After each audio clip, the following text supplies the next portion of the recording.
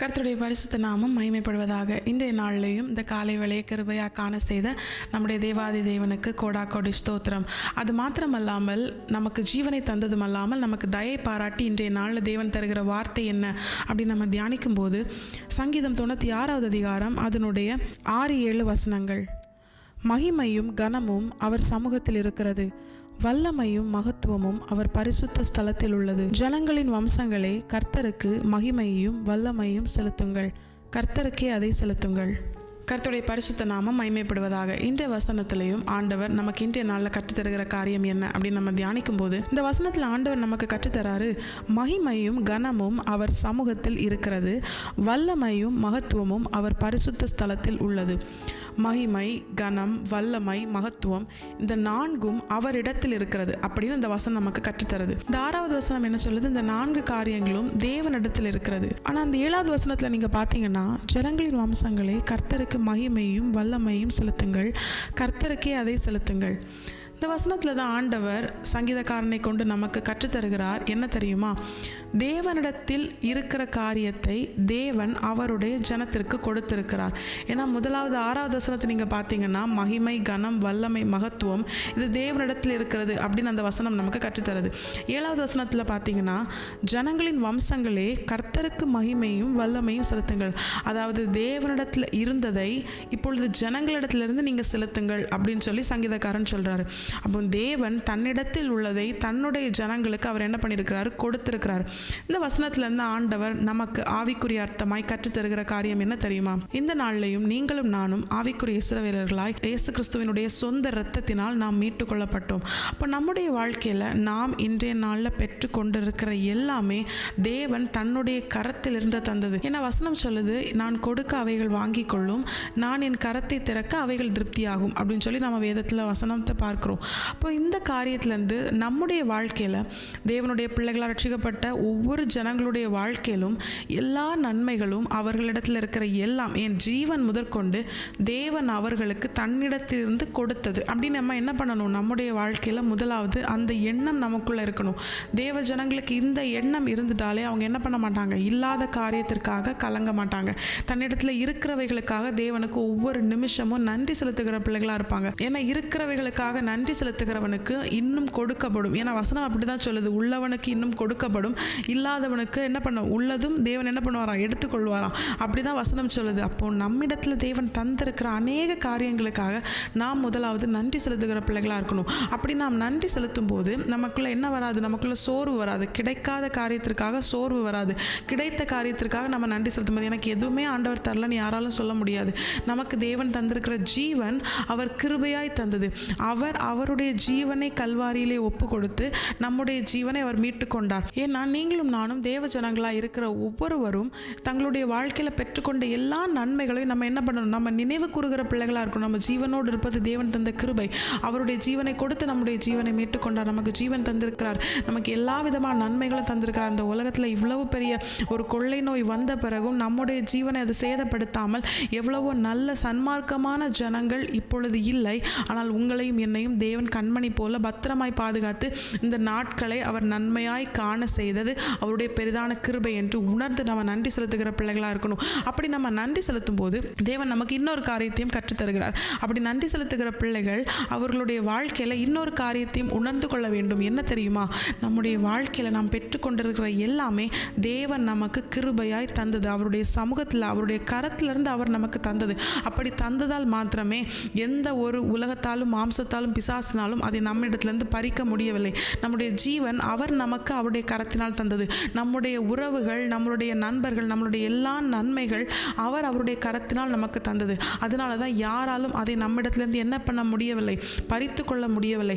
அப்படி இருந்தும் சில காரியங்களை சில மனிதர்களோ இல்லை சில சூழ்நிலைகளோ நம்மை விட்டு விலக்குமானால் பறிக்குமானால் அது தேவனால் தரப்பட்டது அல்ல. ஏன்னா தேவனால் ஒரு மனுஷனுக்கு கொடுக்கப்படுமையானால் அதை எந்த ஒரு உலக மனுஷனாலும் பறித்து கொள்ள முடியாது. ஏன்னா ஈசாக்குக்கு தேவன் ஏசைக்கு அவங்க என்ன பண்ணிட்டாங்க, அவங்க வாக்குவாதம் பண்ணி பறித்து கொண்டாங்க, சித்னாவை பறித்து கொண்டாங்க.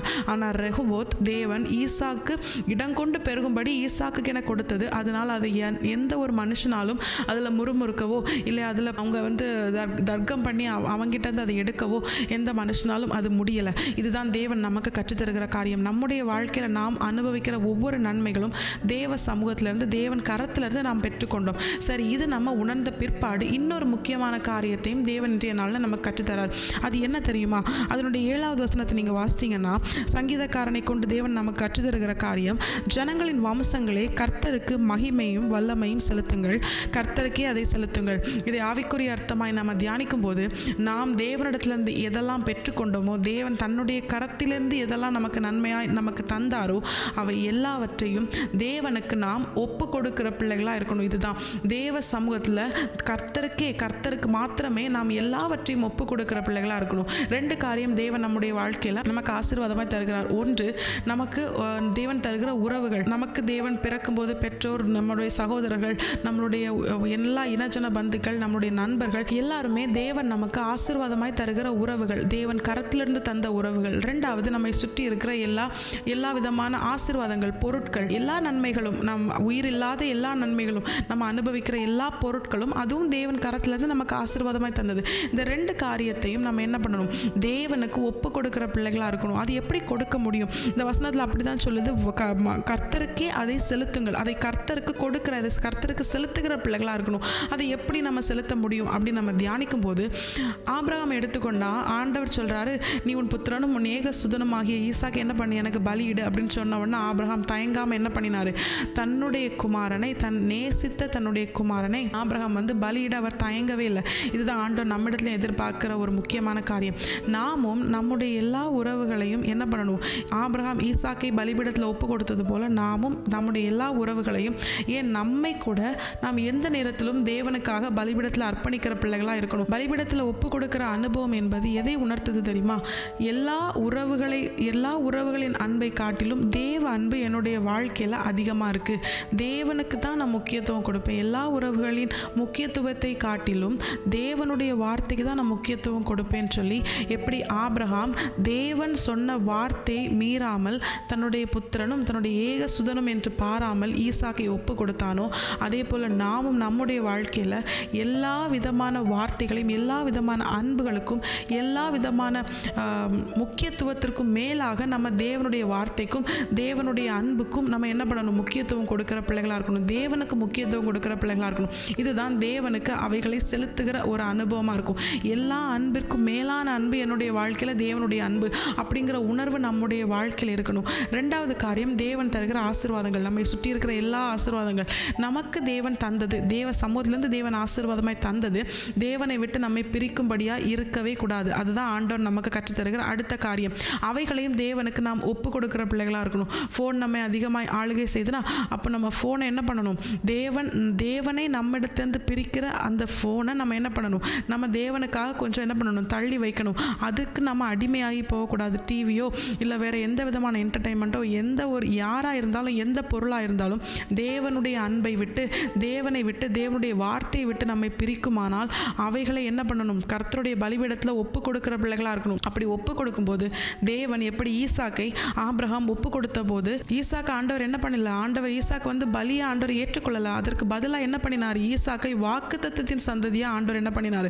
தன்னுடைய குமாரனாய் ஈசாக்கை ஆண்டவர் ஏற்றுக்கொண்டார். இதே போல நம்முடைய வாழ்க்கையிலும் எது நம்மையும் தேவனையும் விட்டு பிரிக்குதோ அதை தேவனுக்கென நாம் ஒப்பு கொடுக்கும்போது தேவன் அப்படிப்பட்ட காரியங்களை நமக்கு ஆசீர்வாதமாய், வாக்குத்தத்தத்தின் சந்ததியாய், வாக்குத்தத்தத்தின் நன்மைகளாய் நமக்கு தேவன் மாற்றி தருவது அதிக நிச்சயம். இதுதான் தேவனுக்கு சகலத்தையும் அர்ப்பணிக்கிற காரியம், செலுத்துகிற காரியம், தேவனுக்கே அதை செலுத்துகிற காரியம். நம்முடைய வாழ்க்கையில் இன்றைய நாளில் நம்ம ஜீவனோடு இருப்பது, நம்முடைய ஜீவன் முதற்கொண்டு நம்மை சுற்றி இருக்கிற எல்லா நன்மைகளும் ஆரோக்கியமாக இருந்தாலும் சரிதான், நம்முடைய கையின் பிரயாசமாக இருந்தாலும் சரிதான், நம்முடைய எந்த உறவுகளாக இருந்தாலும் சரிதான், இது தேவன் கரத்திலிருந்து, தேவ சமூகத்திலிருந்து நமக்கு தரப்பட்டது. அப்படிப்பட்டவைகள் நம்மையும் தேவனையும் பிரிக்காமல் இருக்கும்படியாக தேவ அன்புக்கும் தேவனுடைய வார்த்தைக்கும் நம்ம முக்கியத்துவம் கொடுப்போமே. ஆனால் அப்படிப்பட்ட ஜனங்களை தேவன் என்ன பண்றாரு? அவர் விசேஷித்த விதமாய் அவர்களை வழிநடத்தி நித்தியத்தில் கொண்டு போய் சேர்க்க அவர் வல்லவரும் போதுமானவரும் உண்மை உள்ளவருமா இருக்கிறார். ஆபிரகாமுடைய வாழ்க்கையில் ஆபிரகாம் ஆபிரகாம் ஈசாக்கு என்ன பண்ணினான்? எந்த விதமான கேள்வியும் கேட்காம பலிபீடத்தில் வைத்தான். அதே போல் உலக பொருட்கள் அப்படின்னு பார்க்கும்போது தாவீது என்ன பண்ணினார்? தான் ராஜாவாக இருந்து சம்பாதித்த எல்லா நன்மைகளையும் எல்லா ஐஸ்வர்யத்தையும் என்ன பண்ணினார்?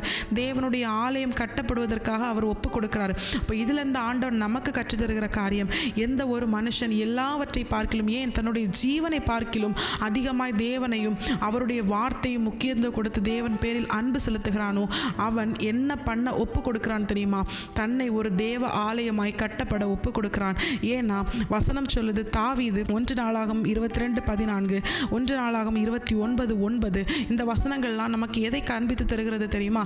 தாவீது தன்னுடைய எல்லா நன்மைகளையும் தான் ராஜாவாக இருந்து சம்பாதித்த எல்லா விதமான ஐஸ்வர்யத்தையும், பொன் வெள்ளி வெண்கலம் எல்லாவற்றையும், நிறுத்த முடியாத அளவுக்கு வெண்கலத்தையும் தாவீது என்ன பண்ணினாராம்? தேவனுடைய ஆலயம் கட்டப்பட அதை ஒப்பு கொடுத்தாராம். இதே போலதான் நம்முடைய வாழ்க்கையிலும் எப்பொழுது நாம் நமக்கு தேவனால் தரப்பட்ட எல்லா காரியத்தையும் தேவனோடு நாம் அன்பு செலுத்தும்படியாகவும் தேவனுடைய வார்த்தைக்கு கீழ்ப்படியும்படியாகவும் நாம் இவை எல்லாவற்றையும் விட்டு இவைகளை தேவனுக்கு ஒப்பு கொடுக்கிறோமோ நாம் என்ன செய்கிறோம் தெரியுமா? நம்மை தேவனுடைய ஆலயமாய் கட்டப்பட நாம் அர்ப்பணிக்கிறோம். தாவீது எல்லாவற்றையும் ஒப்பு கொடுத்தது எதற்காக? தேவ ஆலயம் கட்டப்படுவதற்காக. நாமும் எல்லாவற்றையும் தேவ சமூகத்தில் ஒப்பு கொடுப்பது எதற்காக? நீங்களும் நானும் தேவனுடைய ஆலயமாய் 1 கொரிந்தியர் 6:19 தேவனுடைய ஆலயமாய் கட்டப்பட உங்களையும் என்னை ஒப்பு கொடுப்பதற்காகவே நாம் நம்மை சுற்றி இருக்கிற, ஏன் நம்முடைய ஜீவன் முதற்கொண்டு தேவ சமூகத்தில் அர்ப்பணித்து அதை கர்த்தருக்கே செலுத்துகிற தேவ பிள்ளைகளாய் நாம் நம்முடைய வாழ்க்கையில வாழ்ந்தோமையானால் தேவன் நாம் இந்த பூமியில வாழ்கிற நாட்கள் முழுவதும் நமக்குள்ளே அவர் உலாவி நாம் அவர் தங்குகிற ஆலயமாய் அவர் நம்மை கட்டி எழும்பி பிரகாசி உன் ஒளி வந்தது, இதோ கர்த்தருடைய மகிமை உன்மேல் உதித்தது என்ற வசனத்தின் பிரகாரம் நம்மை எழும்பி பிரகாசிக்க, கர்த்தருக்காக எழும்பி பிரகாசிக்க தேவன் செய்வது அதிக நிச்சயம். சாலமோனை கொண்டு தேவ ஆலயத்தை கட்ட அவர் அனுமதித்த பொழுது அந்த ஆலயம் எப்படிப்பட்டதாக இருந்தது தெரியுமா? அது கீர்த்தியும் புகழ்ச்சியும் இருந்த ஆலயமாய் எல்லாரும் கண்டு பிரமிக்கத்தக்கதான ஒரு ஆலயமாக இருந்தது. அதே போலதான் நம்முடைய வாழ்க்கையிலும் சகலத்தையும் நாம் கர்த்தருடைய வார்த்தைக்கு முக்கியத்துவம் கொடுத்து, கர்த்தர் பேரில் கொண்ட அன்பிற்கு, கர்த்தர் நமக்காக சிந்தின இரத்தத்திற்கு முக்கியத்துவம் கொடுத்து நாம் எல்லாவற்றையும் அவர் சமூகத்தில் அர்ப்பணிப்போமே ஆனால், அவருக்கே அதை செலுத்துவோமே ஆனால், அவருக்கு பிற்பாடு தான் எல்லாம் என்று அவருக்கு நாம் முக்கியத்துவம் கொடுத்து அவர் சமூகத்தில் எல்லாவற்றையும் செலுத்துவோமே ஆனால் நம்மையும் நம்முடைய வாழ்க்கையில அவர் உலாவுகிற தேவ ஆலயமாய் கட்டி அவர் மகிமைப்படுவது மாத்திரமல்ல, உங்களையும் என்னையும் உயர்த்தி அவருக்காக எழும்பி பிரகாசிக்க செய்வது அதிக நிச்சயம். இந்த வசனத்தின்படி தேவன் நமக்கு தந்த எல்லாவற்றையும் கர்த்தருக்காக செலுத்தி, கர்த்தருக்கே அதை செலுத்தி நாம் தேவன் உலாவுகிற ஆலயமாய் கட்டப்பட நம்மை ஒப்பு கொடுப்போம். கர்த்தர் நிச்சயமாய் நம்மை அவருடைய பரிசுத்த பர்வதமாகிய பரலோக ராஜ்யத்திலே கொண்டு போய் சேர்ப்பது அதிக நிச்சயம். கர்த்தருடைய நாமம் மட்டுமே மகிமைப்படுவதாக. மாராநாதா, இயேசு வருகிறார். ஆயத்தமாவும் பிறரை ஆயத்தப்படுத்துவோம். ஆமீன்.